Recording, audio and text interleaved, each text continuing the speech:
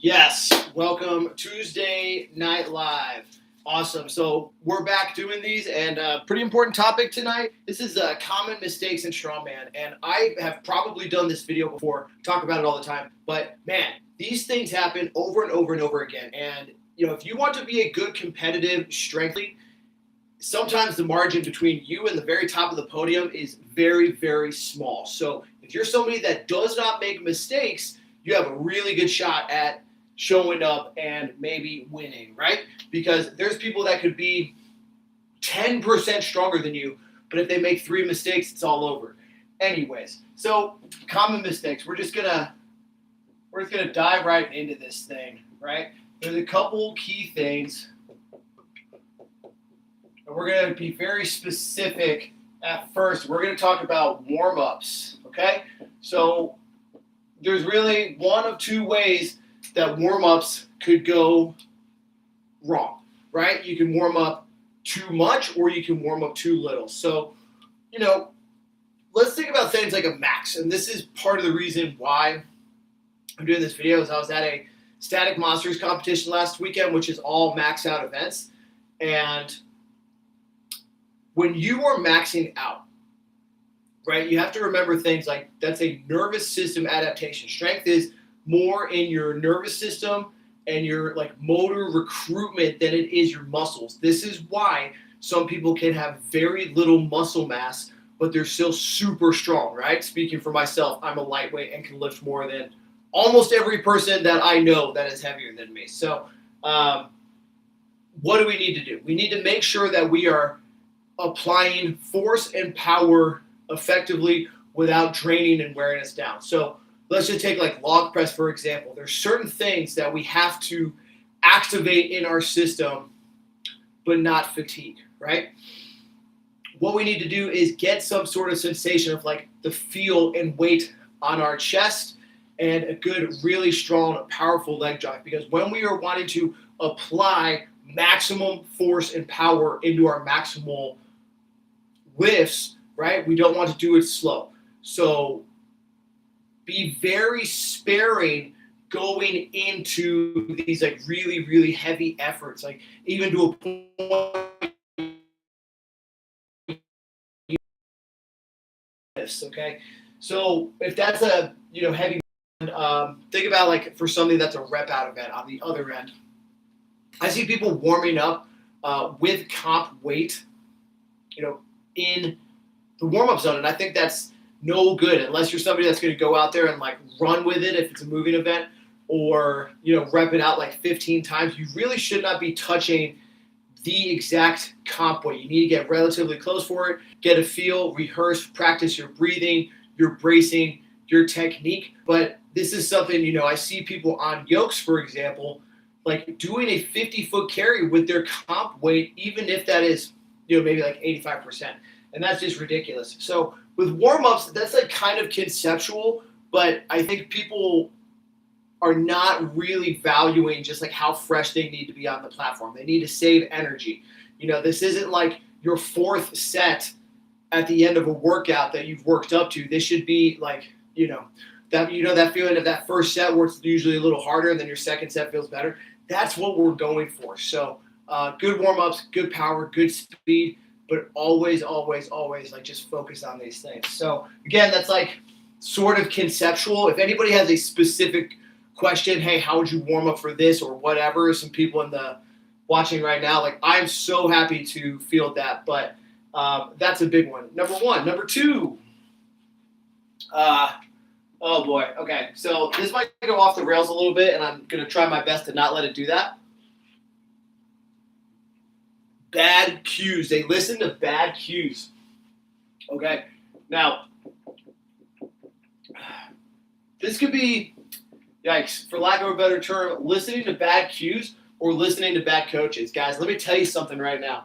The more I've learned about log press, and I'm going to tell you right now, I have completely rebuilt my system, my mobility. I've had a very transformative 12 weeks. I'm on week 13 now. But some things I've learned about log press, and I want you to think about these things.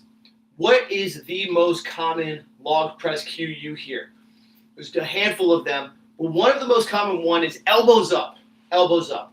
Okay, let's talk about why people say that. Elbows up, right? We're thinking if this is your rack position, we're trying to get this into a better place where it sits on your shelf, so it's sitting vertically. But here is the thing. Learn this. For many people, they're not in a good enough position and they don't have good enough mobility to apply elbows up while extending thoracically and keeping their vertical stack.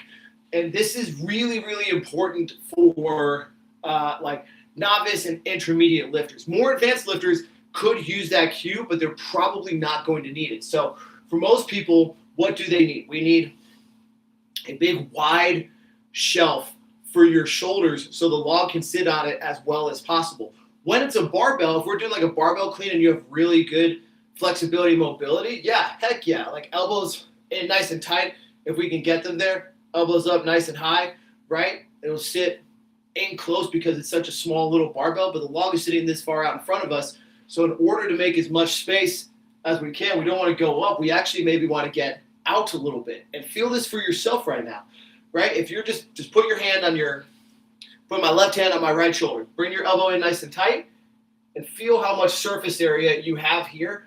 And then just like open your arm out, your elbow out a little bit to the side. That's actually going to like pop up and flex not only your anterior delt, but your lateral one here. So you'll be able to create a little more space. So most people would actually be able to sit a little more comfortable with elbows out. So it drives me fucking crazy, guys. Sorry for language, but it's bad people and bad coaches that are screaming things at people that don't know any better. And like, it's not your fault if you don't know these things as a lifter. Like, it's okay. You are out there trying your best, but you need to lock in to the things you have practiced with. That's really what this is about. Really, number 2 is about not playing like you practiced. Okay? Like, that's what this is about. Your training is the time to lock in the technical details of the lift, right? It's not the time to try something new. So if something's screaming something at you that's a technical cue that you have not used, you just should not use it because real proper technique is a learning curve, okay? Got a comment here. Awesome. Yeah, you got it, man. Good to have you. I appreciate you watching. So, like, this is just not the time to do something new and different, okay? This is a time to learn and listen and, like, take mistakes or maybe watch other people. So one of my guys that I'm working with now, we actually linked up at a competition in November and we were talking about the log press and I just kept pointing out, like, over and over. I was like, dude, look at this, guys. Well, here's what was happening actually is classic mistake. Log press, people were pushing out and extending and their head was coming through before their arms locked out. So what happens when you do that for most people? Your weight comes forward and you finish out in front of you here versus if you sit back under the log, punch, finish, extend, you're going to be able to get that stack over your body so you're holding a nice strong lockout and then you can bring your head through to get the down call. But I'm saying this happened like 5 or 6 times in a row. So what was really good is this client that I now work with was like, look, we just learned this today. Let's apply it to our training going forward. And then we started working right after that. He learned a new little technique on the log, but he didn't risk losing points by trying something new, okay? Stick to the plan, dude. Stick to the plan, Trapper King. Number 1 fan, Sean Fennelly in the building. The other one that's interesting, too, is I'm just going to go on a more piece about this because this is what kept happening. Squeeze your glutes. Guys, this drives me absolutely bananas. Another one on the log press. Squeeze your glutes and elbows up. This is actually completely terrible advice for most people. And I'm going to tilt this down a little bit so you can kind of get a demo and understanding why. So, very common mistake for very tight people and a lot of novice lifters. So, if we're going to do elbows up and squeeze your glutes at the same time, here's what's going to happen, okay? I want you to look at my shoulders, my thoracic spine, and my hips when I do this. I'm going to give you the example here, okay? So Squeeze my glutes, elbows up, okay? So what happens is watch these hips coming forward with me, okay? Most people do not have sufficient thoracic mobility to rotate and extend while, extend at the T-spine while keeping their like hips flexed. Most people actually will get into some sort of lean pattern. This is something I did for a long time. Finally got it fixed. I'm so ecstatic. I'm getting a lot of leg drive into me. So what most people probably need to hear actually is like a little bit of like a relaxed pelvis, so they have freedom like in their hip area, so they can dip vertically while having this like thoracic extension up top. So if people are getting cued elbows up and squeeze your glutes at the same time, that's actually going to put them in a bad position, right? So again, what is this really all about? This is really all about like sticking to the plan. This is not the time to try something new. Be like, oh, hey, I just saw that guy do that. Like, maybe I should try that. Yeah, maybe you should in training, but not right now, homie. All right, so we got warm-ups, listening to back cues. 2 and 3 is like kind of the same thing, but let's just keep moving. I'm going to come into the middle here. Number 4. Bad fueling. This is so important, guys. So important. And like this is something that is very easy to happen. Like I totally understand. You don't want to eat a full meal, and you probably shouldn't. But man, these markers are dudzos. Let's try another one. But you have to have like carbohydrates are just your fuel source. Okay, like that doesn't matter. End of story. Like yeah, maybe you do some fasted workouts, this or that, but science proves it with the presence of carbohydrates in your body that you are going to be able to produce more ATP, which is really the energy source that powers everything that we're doing. So when we are at competitions, we need to have some sort of carb source in our system and ready to go and replenish, all right?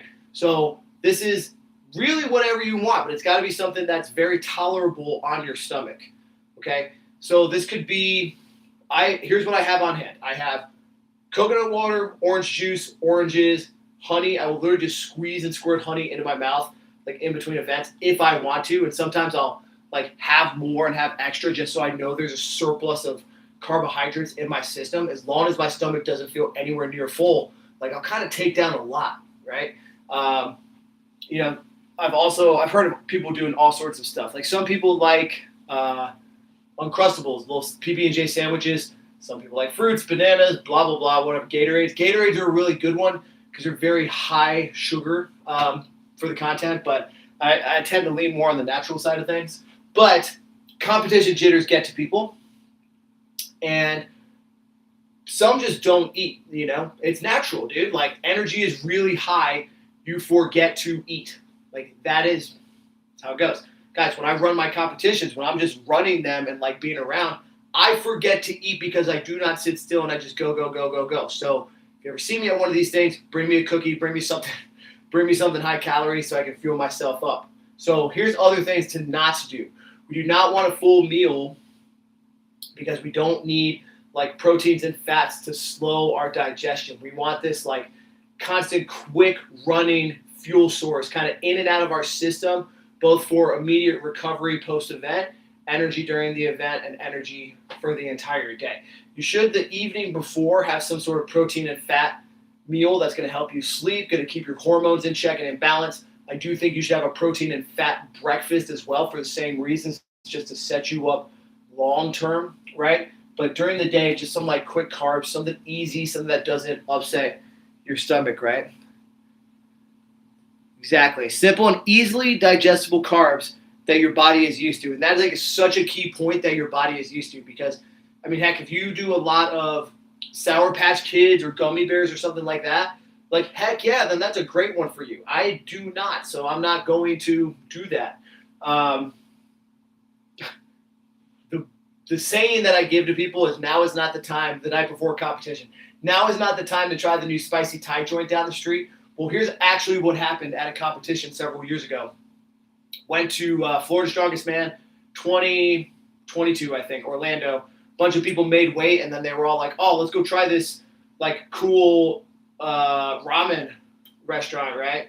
Super high sodium, bunch of food they're not used to. They all felt like crap the next day. They all felt like absolute garbage, and I saw it coming a mile away. I was not any of their coaches. They were actually all there with their coaches, and I was flabbergasted, for lack of a better term, that these people would choose to do this. They all did horrible. One person shit themselves. I'm not going to reveal who, but more rant on cues. Hey man, God, bro, this was driving me absolutely crazy, dude. Because people do not understand it. It puts them out of position. Like, okay, you got it. I could rant on cues all day long. What happens in powerlifting meets or like on deadlift? Like hips, hips, hips, hips, hips. What is the meaning behind that? Like hips, right? Like obviously we're trying to like tell people to go into hip extension. But, some people's like quads and glutes are not strong enough to finish that. So you can scream stuff like all freaking day long, but that's not hips. Just saying hips, hips, hips is not going to do anything for you. I'm going to tell you from personal example, Shay, man, I wish I remember his last name, but Shay, big Texas cowboy hat man, used to wear pearl snaps and jeans when he was the back spotter at the Pig Iron Classic in Texas. But he would always give you really good cues from behind.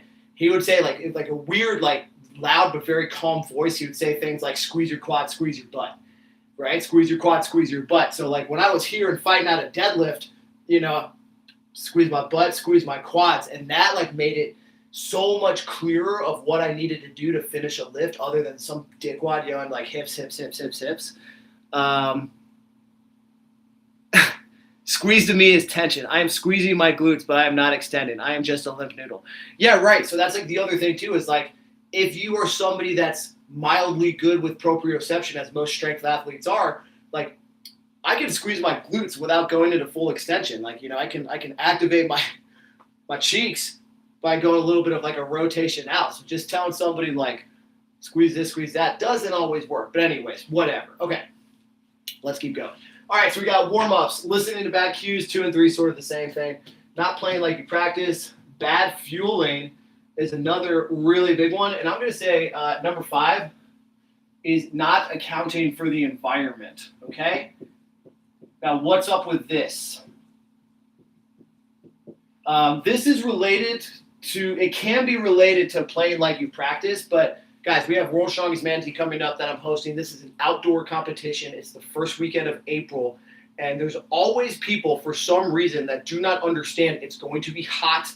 And they should probably plan ahead with things like sweatbands, here, like a towel to dry you off, maybe ice water, maybe just extra water, extra electrolytes, right? Like a sun cover, like things that will get you out of the sun, right?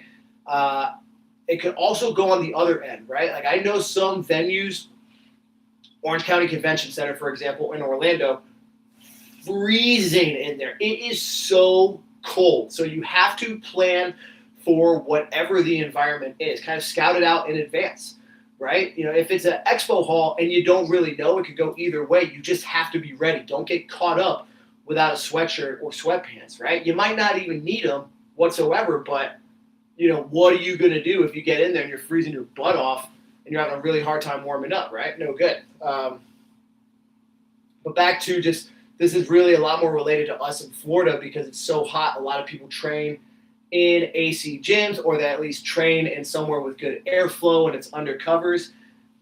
People do not understand that they are not used to exercising outdoors. And a big one on this is overhead presses and log presses, right? So we had log last year, and I was telling people over and over and over again that you need to do some log practice rounds outside. And if you're doing World's Strongest Man Team and watching this now, you need to be doing some axle presses outside just so you're used to having a perspective where you are looking straight up at nothing, right?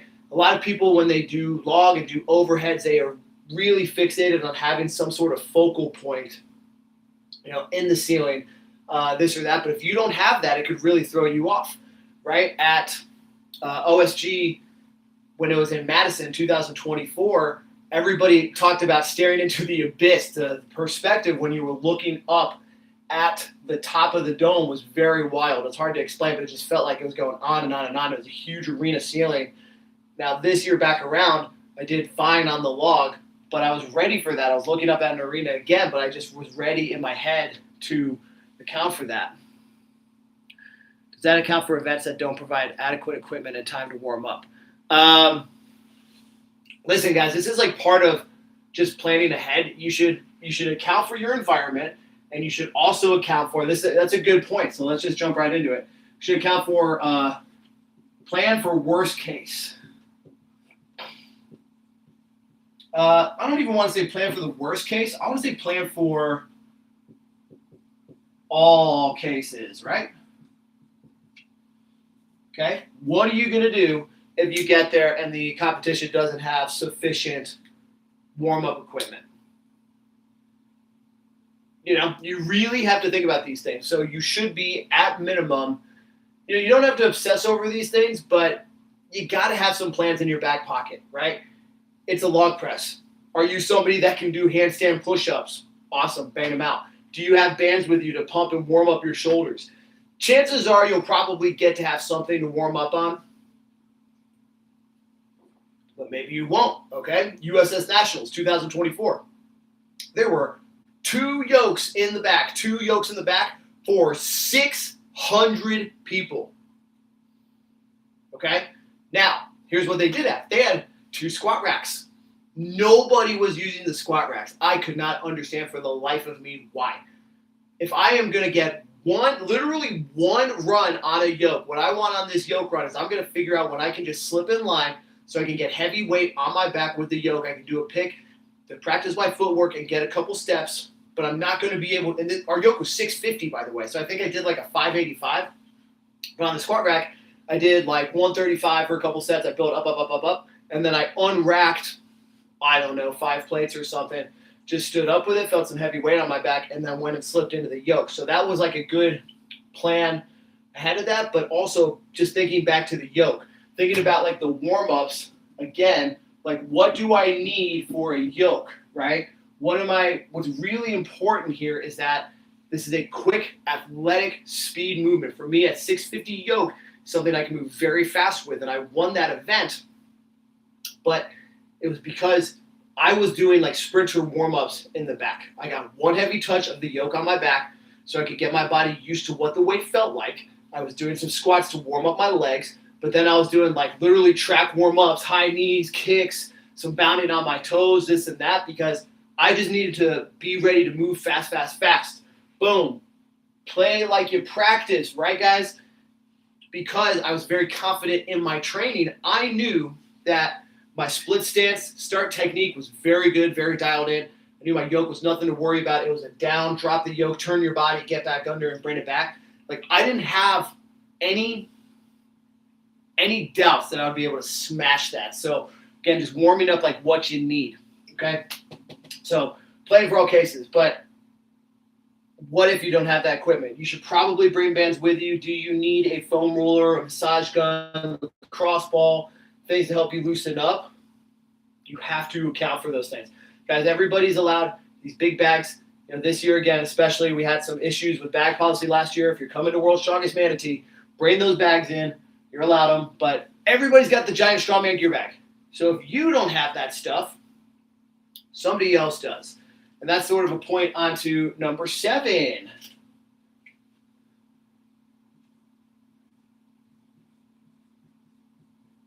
Pack smart, okay?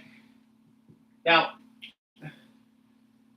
these are sort of the same thing here, plan for all cases, pack smart. But why did I do that? I'm going to keep writing. Plan for all cases and pack smart. But, you know, you just should not assume that there's going to be an abundance of chalk. You should not assume that whatever surface you're playing on is like exactly as you expect. So let me give you an example.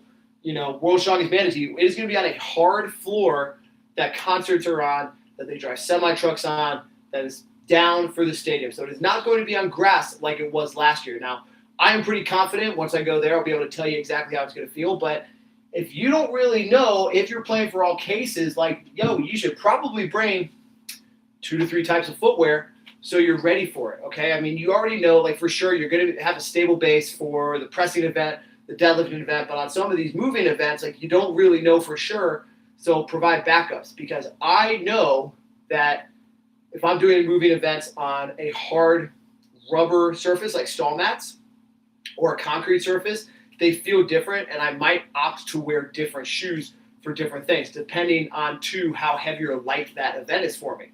I might be more inclined to wear like basketball shoes actually for a lighter event, because if I'm moving faster, I feel like they give me a little better spring. If it's heavier, I'm going to wear something with a very hard sole, like Nobles. I have a pair of Nobles that are rock solid on the bottom. So you got to pack smart. So shoes, chalk, like wrist wraps. If you got extras of stuff, it wouldn't hurt to do that.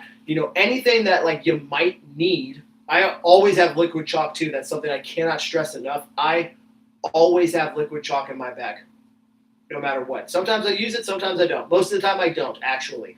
But what if you go and there's not chalk there?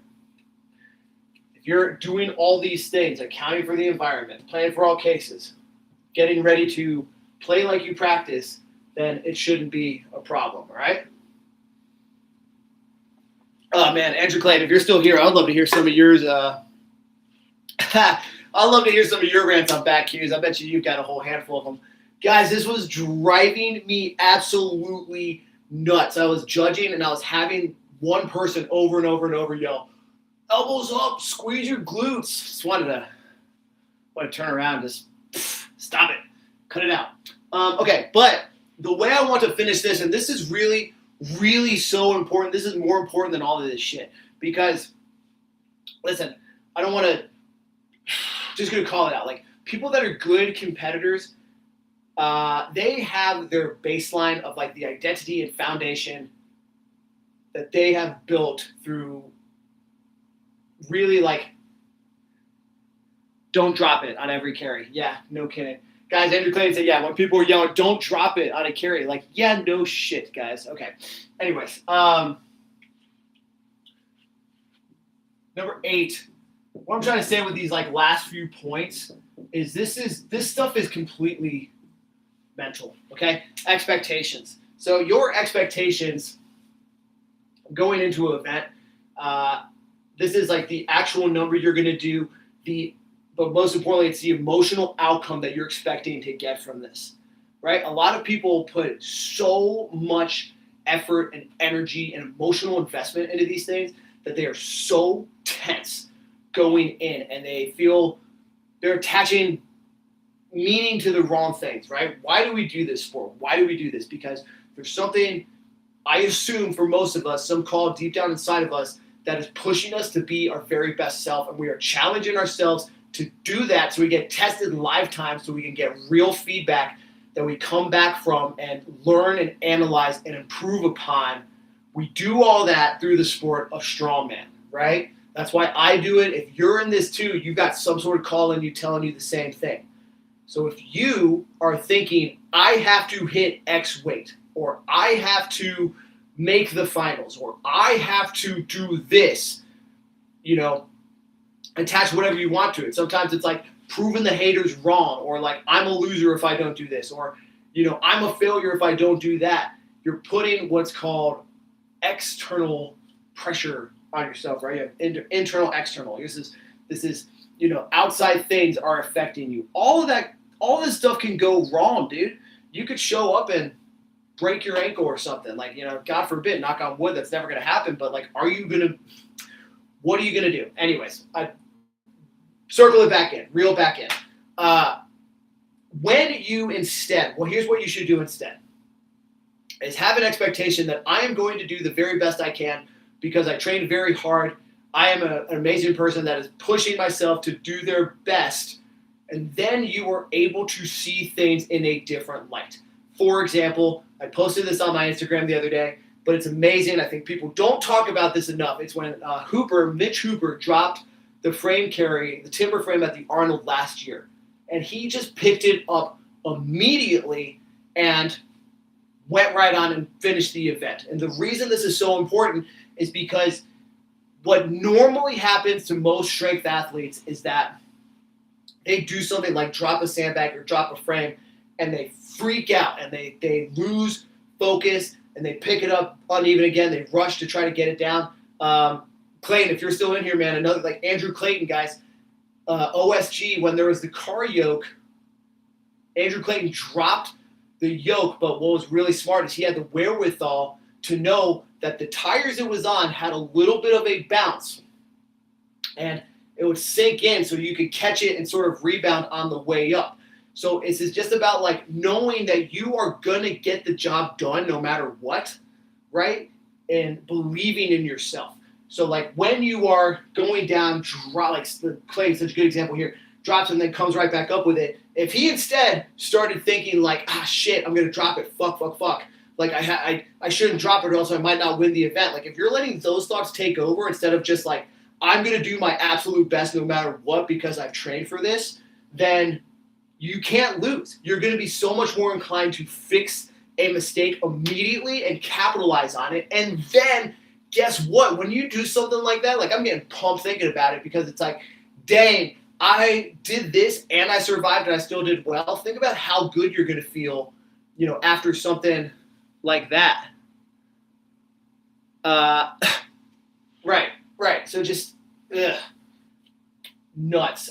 Expectations. People apply so much importance to things that like are not really the purpose. Like, what is the purpose of this? To get better, to challenge ourselves. So like, accept that you are freaking stoked with the opportunity to challenge yourself. And when you enter a situation with that sort of positivity, you are going to do awesome. I guarantee it. There's no way that you lose. You go in as a winner, okay? Number 9. So this is all kind of feeding into each other. Learn. Good gosh. Guys, there's one person that I've competed against several times. I have a very good winning record against them. They're a fine competitor, but I've seen them drop a sandbag, 4 times. They make the same mistake over and over and over again. So, hilarious. Honestly, I think it's so funny. But learn from your experiences. Guys, I don't know why I drew an arrow. It's all related. It's the theory of everything. Everything ties into each other. But learn from your mistakes. Guys, there's just no excuse to have a technical error of some sort or just like an error that was rushing or something very in your control and like do it again, especially 3 or 4 or 5 times, right? It's just unbelievable. So it's up to you to go into the arena, right? Accept that you are going to do your best to challenge yourself. But hey, part of competing is knowing that we have a risk of failure. We have a risk of fucking up. It could happen. Guys, my OSG last year was absolutely awful. Worst competitive performance I've had in my entire life. It still stings, still sucks. But guess what? I took a lot of time to understand exactly why that happened, and I'm making the exact changes that I need to so that it doesn't happen again. And that's kind of my last point, and this is something I posted on Instagram today, is have some patience, okay? There ain't nobody that showed up to their first competition and won it all. There ain't nobody. That doesn't happen, right? If it does happen, it's not going to be you. Too bad. Get over it. You have to put in a good amount of work. There are such things as phenoms. There are people that, have so many amazing talents. But the reality is, if you were to list all of the people that have ever won a big title in Strongman, they have all had to work and build and build. And it is very true what they say about a lot of these things, right? Just people that have been successful, they have more losses. People like me, I have zeroed so many events. I have come near the bottom of the barrel at a lot of different things, but I now have some nice high-level finishes on my resume, and I am not done, okay? So it has to just be a little bit of patience, and this is related to learning and applying what you learned. because I have to do a handful of things. One, I have to do a little bit of rewiring my nervous system. I was doing things, certain behaviors that led me to be just overcharged, overstimulated. It was really no good for me, and I could not apply peak maximal strength and my grip. I just could not show up with all the focus and all the things I needed to do. So this is a thing that does not happen automatically. It takes a little bit of time to reel it back in and then build it back up. Same with my overhead mobility, okay? I made a lot of strides in the past, but I actually did make a coaching change. So I have to do new things. I have to go with their system, okay, and take many steps back on that one and lift very lightly so I can do things technically correct the way that they want me to. And I've done now 12 weeks of this. I'm in my 13th week. I'm super ecstatic with the changes that we've made, but guess what? I am overcoming 19 years of lifting, okay? 19 years of lifting. So if you think that, I'll just put it in my terms, if I think that I'm going to fix everything that I've been, building for 19 years, like if I have these bad patterns because of 19 years of this, if it's going to be fixed in 12 weeks, I am smoking crack, right? It is going to take maybe 6 months at minimum, probably a year, maybe 2. It's all right because I want it bad enough. I do want it real bad, so I'm gonna be patient, and I believe that it's coming, and that's really. Let's just finish with that one. The last thing is just is belief. Is believe in yourself always, no matter what. And listen, guys, I think this is one that's really important because a lot of people will say, "Yeah, I believe in myself," but they fucking don't. They fucking don't. And it's because of their actions, right? If you believed in yourself, this is why when you are really trying to chase a goal, you have to start with something that you are really supercharged about and that you can sense and feel emotionally as if you were there in this moment. Because if you believe that you can get that, true belief, 100%, then you would do whatever it took to get there, right? This is like labor of love, right? Say if you have a labor of love, it's really nothing at all. You would do anything for that love.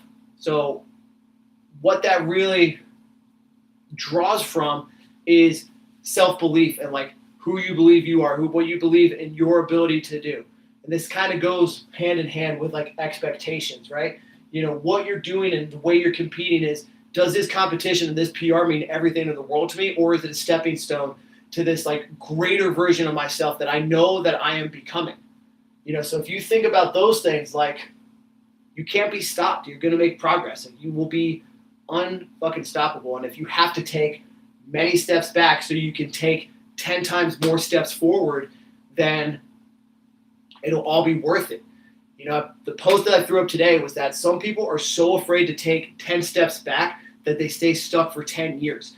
And one of the reasons why I'm talking about all of this today is I just cannot stop thinking about some of the people that I have known now for 5.5 years of being in Florida, and they have not changed one bit.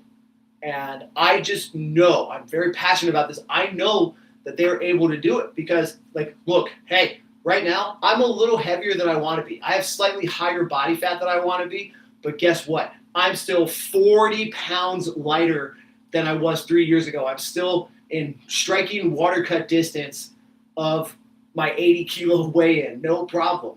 So I have made some of those changes, and I just know it's going to take whatever it is. It takes time, it takes patience, and it takes self-belief. So these are all things that all tie in together. But I wanted to end on some of these things because I do sincerely believe that if you truly 100% believe in yourself and believe that you are capable of this big, grand, amazing, exciting goal that you are going for, that everything else falls into line, right? You start to think okay, I desire to be, a champion. Then you show up to these competitions, you learn how to fuel better, you learn how to warm up better, you learn to execute in any environment. You have a lot of cases, what I just rattled off 4 different examples of, off the top of my head, of stuff that I went through, of different environments that I've been in because like it's there because I have believed in this path of mine. So I want you to do that too. You have to get this experience. I know to pack smart because I've been to competitions that had no chalk around.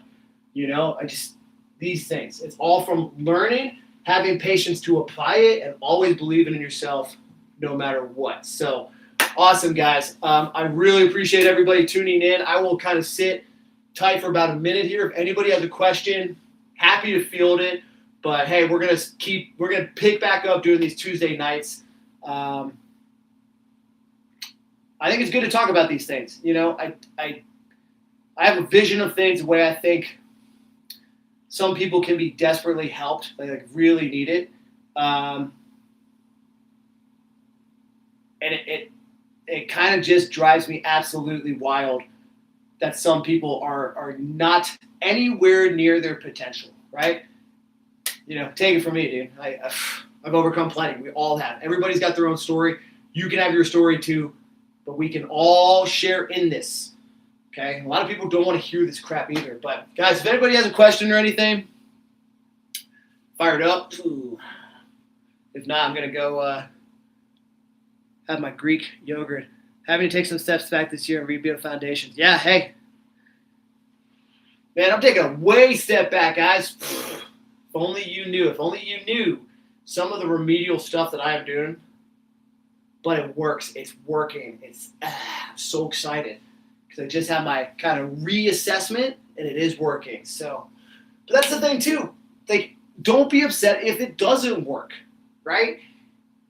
Because now you have another solution for what doesn't work, right? Like, oh, I tried this and it didn't work. Now I'm going to go try that, right? It may take longer than you want, patience, but whatever, man. There are people that come into this sport that get all real excited within a year or 2 or 3 years, and then they're totally gone. The people that really win are the ones who last, the ones that are in this toe to the foe. Big Joseph, man, we've been knowing you for a little while now. You just keep getting stronger and stronger. That's because you've been getting after it. Same with you, Cole. Same with the Trapper Kane. Takes time, guys. It takes time and it takes belief. So, all right. Peace. Thank you so much for watching, guys. Have a good night. Have a championship night, y'all. Peace.